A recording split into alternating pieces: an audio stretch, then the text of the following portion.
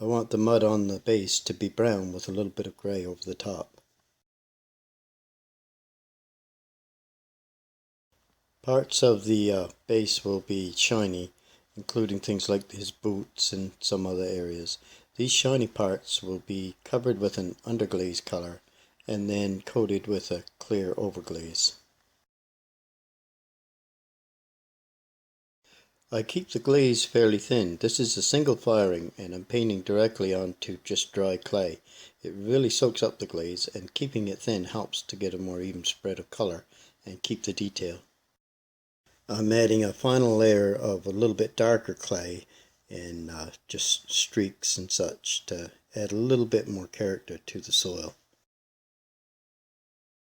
I tend to focus on the sculpting part of making a little scene like this, and it almost seems like it's finished once the sculpting is finished.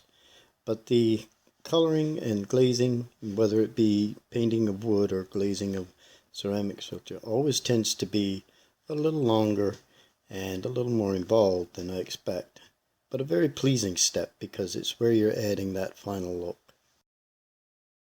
Of course, once in a while I have to stop and pay attention to Little Dog. While I've got it out, I think I'll touch up the Lobster Trap as well, which will have mostly dark grey with a little bit of light grey and browns added. I plan to cover the Lobster Trap in a clear satin and some other parts as well. Some of the shine will come from a clear gloss, which will be very shiny, and hopefully the satin won't be quite so much.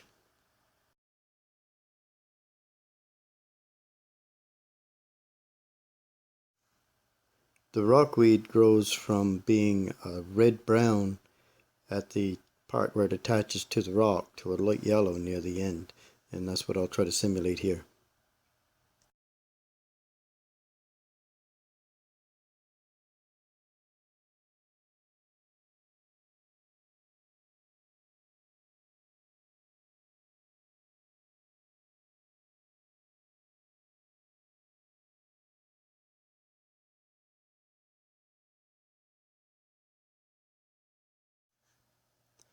The colors I'm using are lemon yellow and a ginger and a briarwood brown. Sort of a red brown, intermediate brown, and yellow.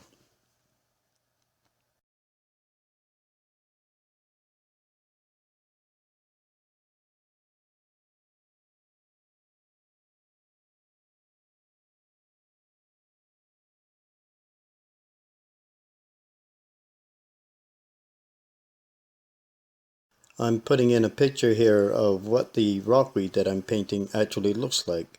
This is a picture of the seashore out and behind my little gallery and workshop. Although the kelp is a red-brown algae, it does have a lot of green in it, so I'm giving it a green undercoat and then I'll cover it with a brown and see if that works.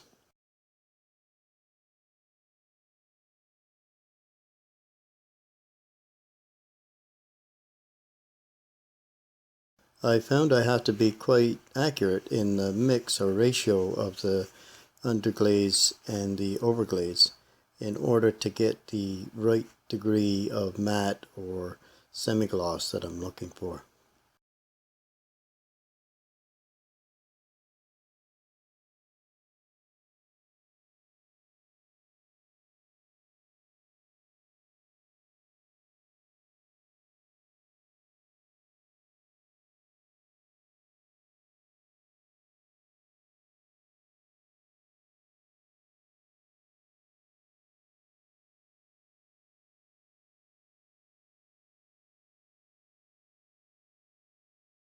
In the case of the rope, it's so rough and textured, I worry a little bit about being able to cover it all completely with color. So I give it an undercoat of a very thin color before I added the mix of underglaze and overglaze to make sure that it's completely covered. When I get some of the glaze on the parts where I don't want them, I scrape it off before I apply the color that's going to go there.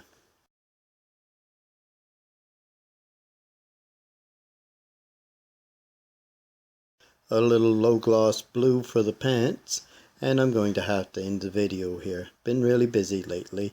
I'll carry on with the glazing and the firing as the final step in the next video. Thanks for watching. Hope you enjoyed it.